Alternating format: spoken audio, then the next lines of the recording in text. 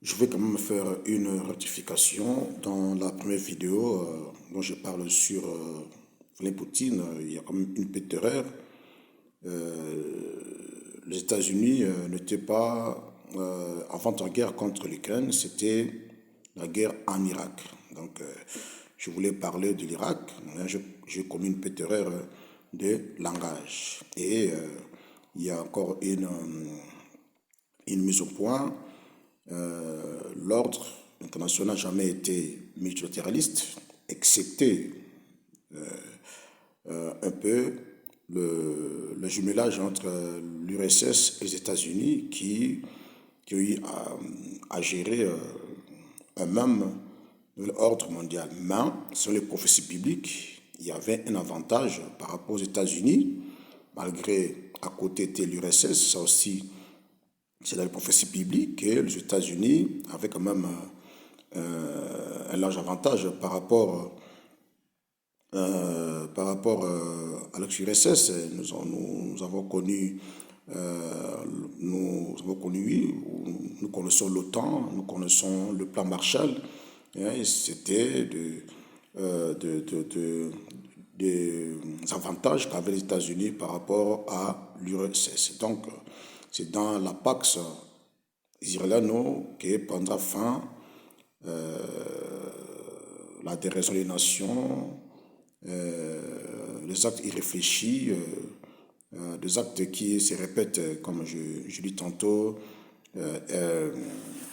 exprimés par la répétition de guerre mondiale ainsi que de menaces. Vous voyez, donc dans cette période-là prendra fin, ce que je dis, l'animalisation de la planète. Vous voyez, ça prendra fin. Le système international bâti sur la loi des plus forts prendra fin. Les systèmes internationaux qui fonctionnent comme la jungle prendra fin. Le rapport de force entre les nations prendra fin. La banalisation du droit international qui sera substitué par le judaïsme. Donc nous tendons vers ces nouvel ordre qui sera la Pax Israéliano. C'est très important, le monde est dans le parcours vers la Pax Israéliano. La chronologie prophétique est bien respectée. Il n'y a pas une datation sûre. Certaines, là, font des erreurs.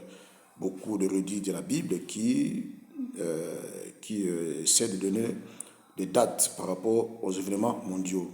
Comme je dis, il n'y a que des signes qui nous rapprochent des événements mondiaux. Vous voyez, comme par exemple l'avènement de l'Union européenne comme puissance mondiale à venir, il y a un conflit qui se profile à l'horizon au sein de l'Est Atlantique Nord, entre les États-Unis et l'Union européenne. C'est un signe majeur. D'ailleurs, aujourd'hui, il y a des voix qui s'élèvent en Europe.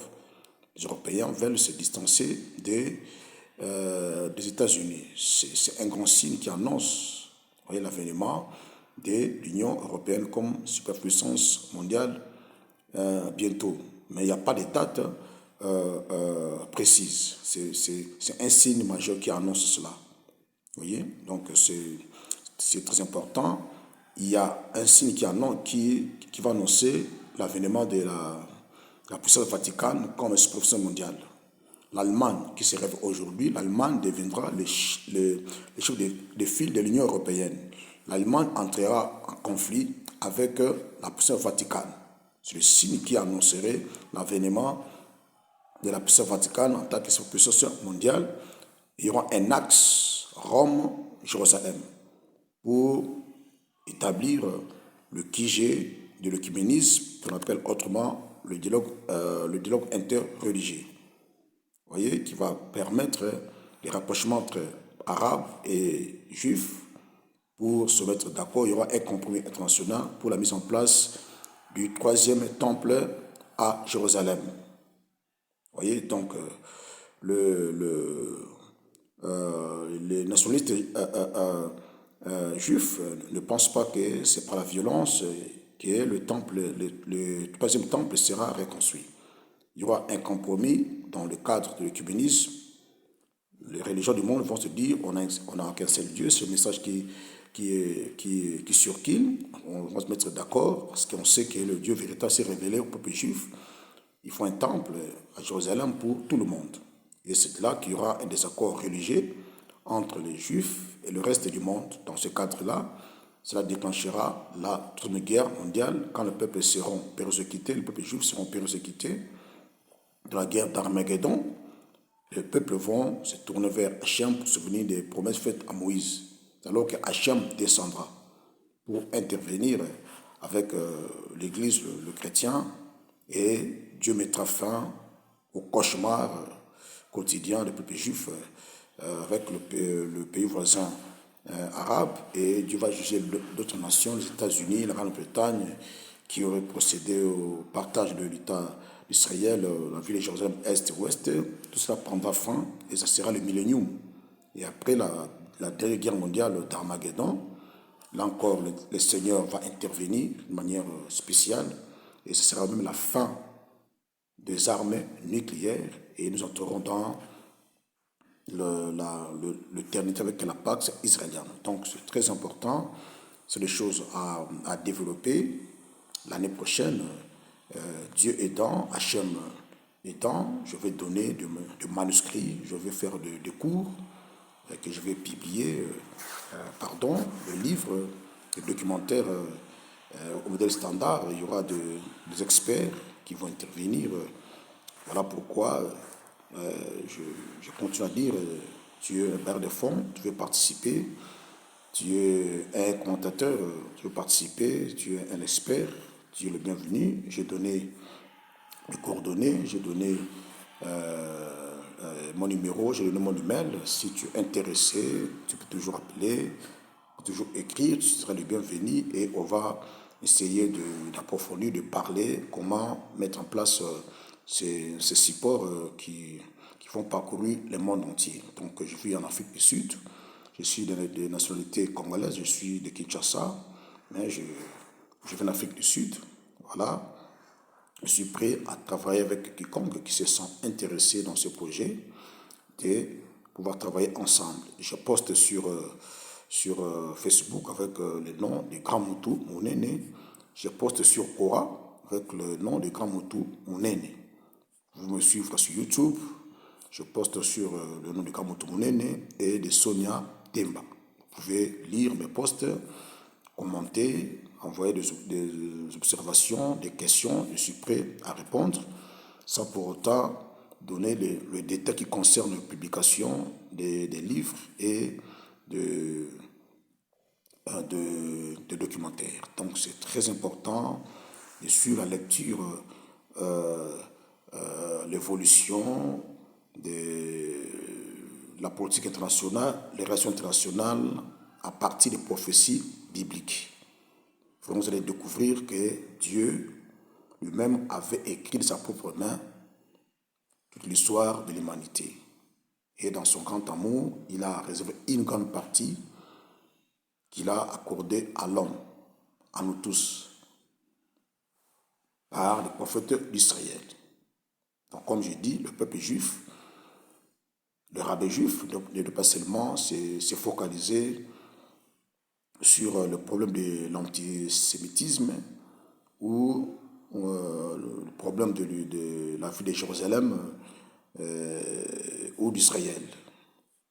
Le juif, le rabbin, a une mission noble, voyez, d'éclairer l'opinion internationale à partir de prophéties bibliques, de faire voir le reste de la planète, la boussole qu'ils ont, le peuple juif et le rabbin, dans le Tanakh.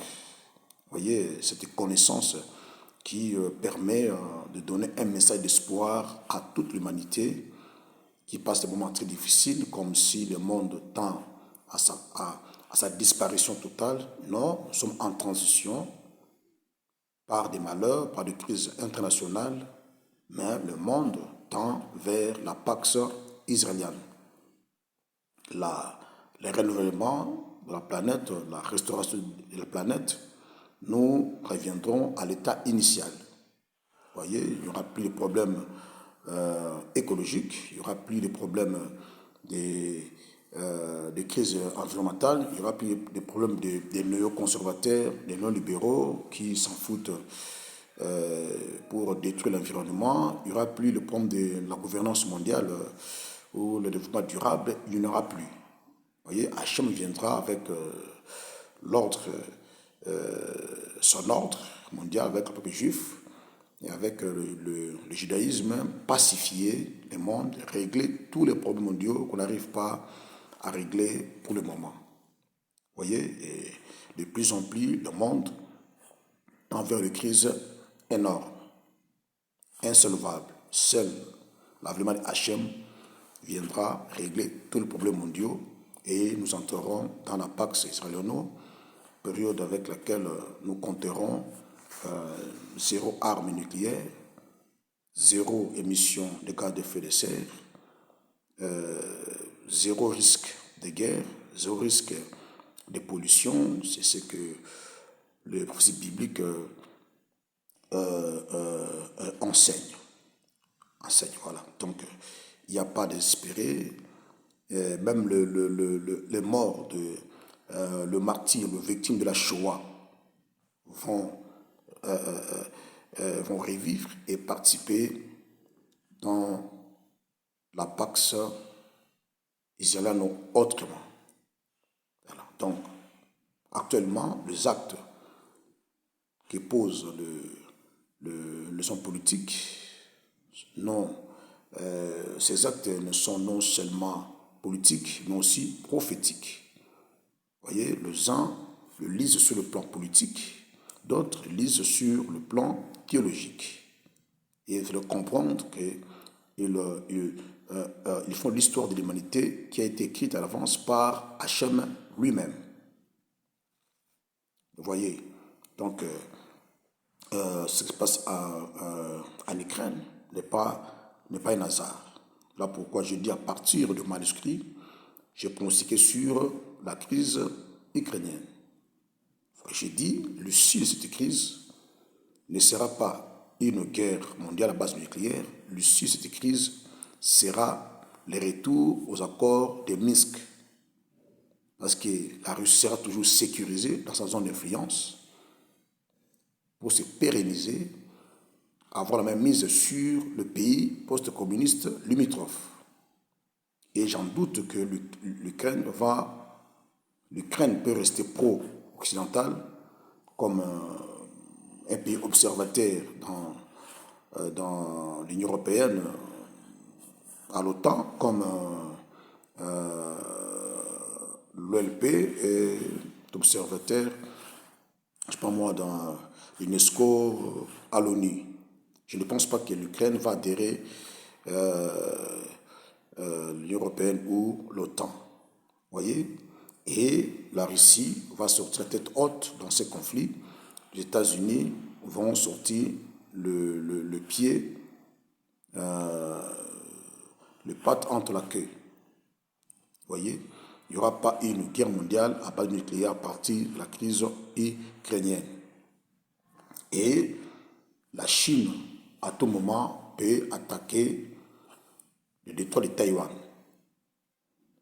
Parce que la Chine est dans sa zone d'influence. Les États-Unis ne feront seulement rien, ni l'Union européenne. Parce que ces puissances ont la même mise, chacune dans sa zone d'influence, dans son pôle de puissance, dans son système, dans son sous-système. Vous voyez, donc comme les États-Unis sont puissants dans leur zone d'influence. Vous voyez, tout comme l'Union européenne, tout comme d'autres régionales que j'ai citées dans mes vidéos précédentes. Donc c'est comme ça qu'Hachem a disposé les choses pour accomplir son plan final, qui est le relèvement de la planète. Vous voyez, donc il y a la possibilité aujourd'hui de lire objectivement l'histoire de l'humanité à la lettre. Même je mourrai, ceux qui viendront après vont suivre à la lettre l'évolution pas à pas de l'humanité vers la fin de l'histoire, qui sera la fin des idéologies, la fin de la doctrine humaine, pour laisser la place au judaïsme, dont les valeurs vont se substituer au droit international. Le droit international va disparaître pour laisser la place au judaïsme. Les valeurs qui ont été transmises une seule fois à Moïse, ces valeurs seront universalisées dans la Pax Israeliano, qui vont conscientiser les nations pour la fin de l'instinct des nations. La déraison, vous voyez, parce qu'avec la déraison, les actes irréfléchis, il y a eu la guerre de masse depuis la guerre de Napoléon, il y a eu la Première Guerre mondiale, c'est parce qu'ils agissent par l'instinct, il y a eu la Deuxième Guerre mondiale, et nous sommes sous la menace du troisième, et il y aura une quatrième, parce que les nations agissent par l'instinct, comme disait le professeur Jacques Paquet, les nations agissent par leur exigence, par leur préférence. Oui, par leur préférence. C'est que les États-Unis veulent, avec la complicité du Congrès, la complicité du Sénat, ils vont rectifier pour constitutionnaliser l'acte et ils vont en guerre. La Russie, avec ses appétits impérialistes, veut de l'Ukraine, pour des raisons politico-économiques. La Russie, la Douma a ratifié, c'est la préférence, c'est l'exigence de la Russie, et la Russie va en guerre contre l'Ukraine. Et Jinping a bien été clair, ils vont procéder à envahir Taïwan, c'est la préférence, l'exigence du gouvernement chinois. Le gouvernement chinois va ratifier et la Chine va aller en guerre contre le détroit de Taïwan. Vous voyez, parce que les nations n'agissent pas par la raison. La raison, nous la trouvons dans les droits internationaux. Vous voyez, le respect des frontières, tout consort. Si nous lisons les droits internationaux, il y a la raison. Faute le non-respect de ces droits qui est banalisé, ça crée des tensions aujourd'hui. C'est que Claude Defort avait dit, on a institué le droit international, mais il y a un manque, une organisation supranationale, et il y a les monopoles de la violence collective. C'est-à-dire que l'ONU était censée être une véritable force d'interposition, une véritable force de maintien de paix qui allait corriger les nations contrevenantes du droit international, comme les États-Unis étaient en infraction, en flagrance contre l'Irak, comme aujourd'hui la Russie est en flagrance contre l'Ukraine. La Chine serait en flagrance si elle attaquait latéralement Taïwan. Donc c'est l'ONU qui était censée réprimer ces pays impérialistes.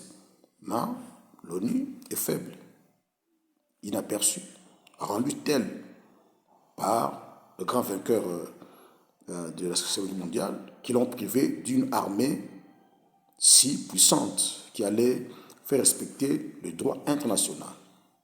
Voilà pourquoi le monde fonctionne comme une jungle.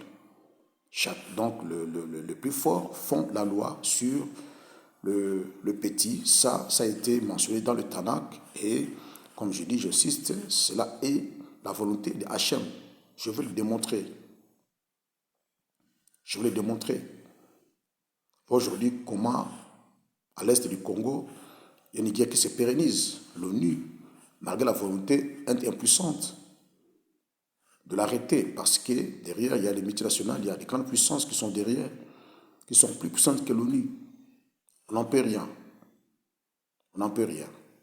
Donc la RDC pouvait se faire respecter si la RDC était comme la Corée du Nord ou l'Iran, si on avait l'arme du respect national que j'ai nommé l'arme nucléaire, les grandes puissances allaient hésiter de mettre la main sur la RDC.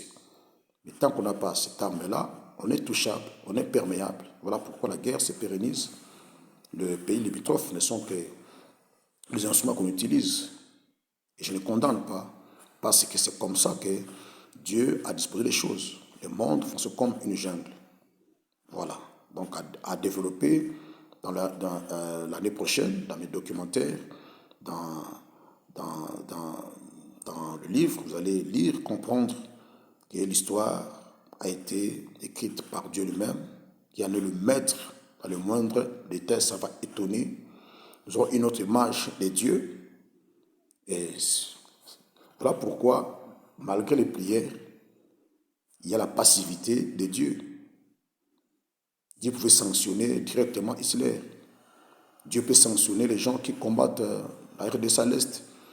Dieu pouvait sanctionner la Russie qui tue des civils innocents en Ukraine. Dieu pouvait tuer, mettre fin à la vie de Bush et son staff qui tue des innocents en Afghanistan, en Irak. Pourquoi Dieu est si passif? C'est parce qu'il lui-même est derrière ces choses-là. Sinon, que l'on dit que le procès biblique, c'est étonnant. C'est étonnant. C'est à découvrir. Et vos apaissements, vous écrivez, les questions seront répondues dans l'année prochaine, 2023. Si le permet, il y aura des publications. Vous allez être vraiment satisfait de ce travail. À la prochaine. Que Dieu vous bénisse. Bye bye.